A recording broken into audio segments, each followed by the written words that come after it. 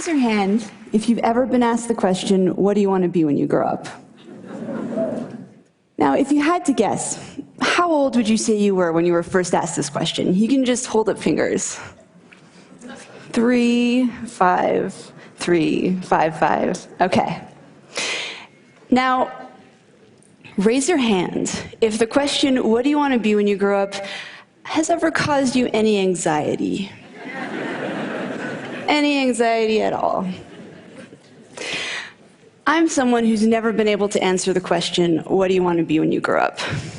See, the problem wasn't that I didn't have any interests, it's that I had too many. In high school, I liked English and math and art, and I built websites, and I played guitar in a punk band called Frustrated Telephone Operator. Maybe you've heard of us.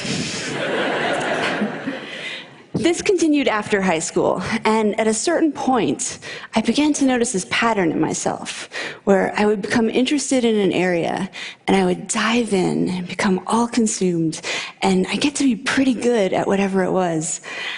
And then I would hit this point where I'd start to get bored. And usually I would try and persist anyway, because I had already devoted so much time and energy, and sometimes money, into this field. But eventually, this sense of boredom, this feeling of like, yeah, I got this. This isn't challenging anymore.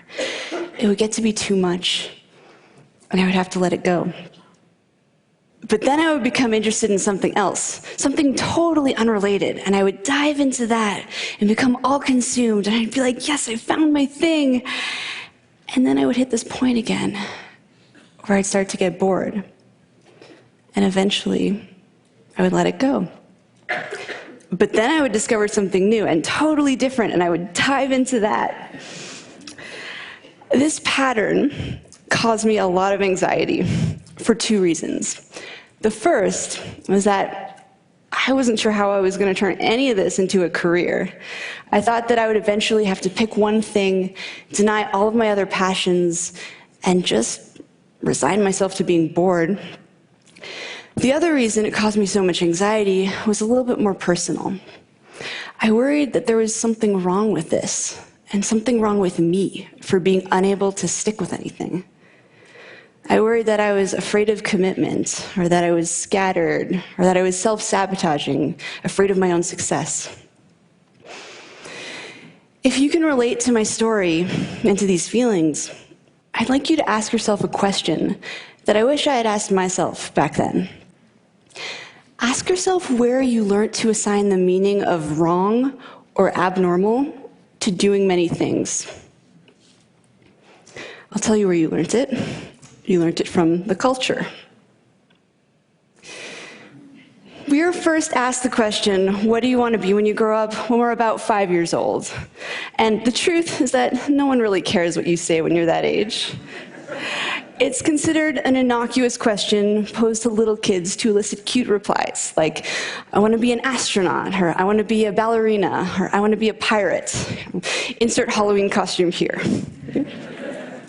But this question gets asked of us again and again as we get older in various forms. For instance, high school students might get asked what major they're going to pick in college.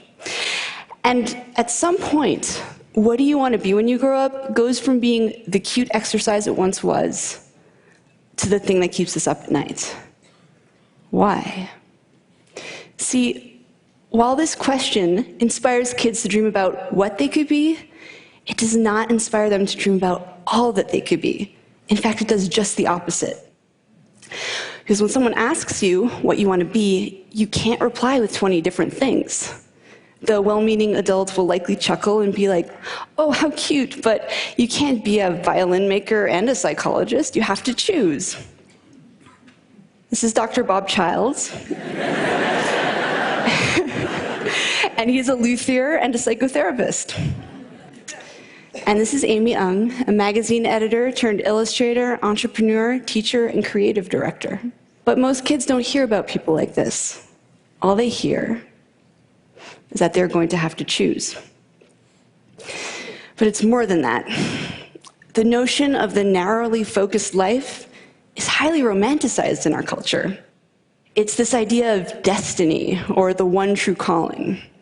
The idea that we each have one great thing we are meant to do during our time on this earth, and you need to figure out what that thing is and devote your life to it. But what if you're someone who isn't wired this way?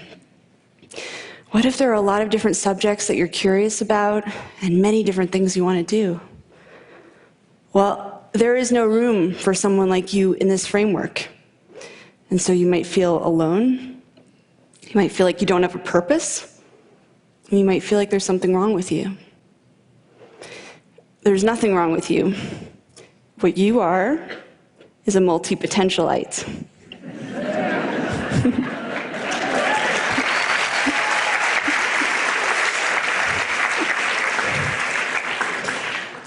A multipotentialite is someone with many interests and creative pursuits. It's a mouthful to say.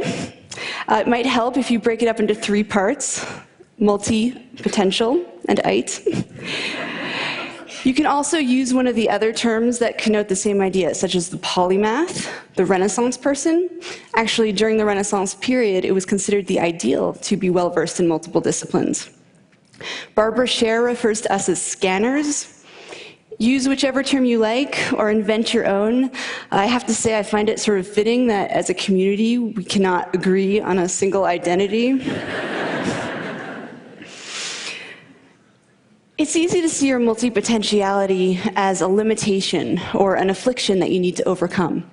But what I've learned through speaking with people and writing about these ideas on my website is that there are some tremendous strengths to being this way. Here are 3 multipotentialite superpowers.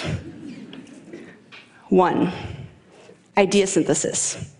That is combining 2 or more fields and creating something new at the intersection. Sha Wang and Rachel Binks drew from their shared interests in cartography, data visualization, travel, mathematics, and design when they founded Meshu. Meshu is a company that creates custom, geographically inspired jewelry. Shaw and Rachel came up with this unique idea not despite, but because of their eclectic mix of skills and experiences. Innovation happens at the intersections. That's where the new ideas come from. And multipotentialites, with all of their backgrounds, are able to access a lot of these points of intersection. The second multipotentialite superpower is rapid learning. When multipotentialites become interested in something, we go hard. We absorb everything we can get our hands on. We're also used to being beginners because we've been beginners so many times in the past. And this means that we're less afraid of trying new things and stepping out of our comfort zones. What's more, many skills are transferable across disciplines, and we bring everything we've learned to every new area we pursue, so we're rarely starting from scratch. Nora Dunn is a full-time traveler and freelance writer. As a child concert pianist, she honed an incredible ability to develop muscle memory. Now she's the fastest typist she knows. Before becoming a writer, Nora was a financial planner. She had to learn the finer mechanics of sales when she was starting her practice, and this skill now helps her write compelling pitches to editors. It is rarely a waste of time to pursue something you're drawn to, even if you end up quitting. You might apply that knowledge in a different field entirely, in a way that you couldn't have anticipated. The third multipotentialite superpower is adaptability. That is the ability to morph into whatever you need to be in a given situation. Abe Cahuto is sometimes a video director, sometimes a web designer, sometimes a Kickstarter consultant, sometimes a teacher, and sometimes apparently James Bond. He's valuable because he does good work. He's even more valuable because he can take on various roles depending on his client's needs. Fast Company magazine identified adaptability as the single most important skill to develop in order to thrive in the 21st century.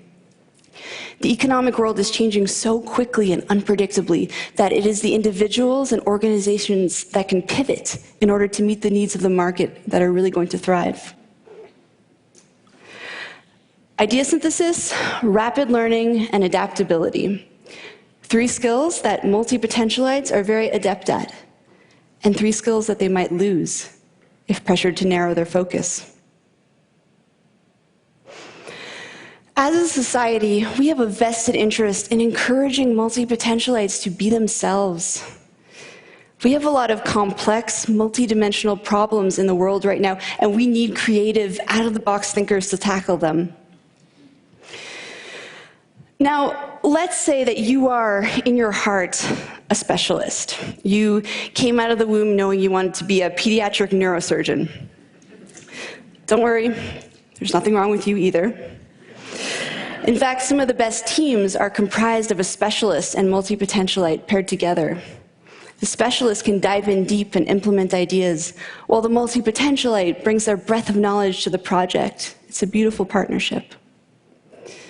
But we should all be designing lives and careers that are aligned with how we're wired. And sadly, multipotentialites are largely being encouraged simply to be more like their specialist peers. So with that said, if there is one thing you take away from this talk, I hope that it is this.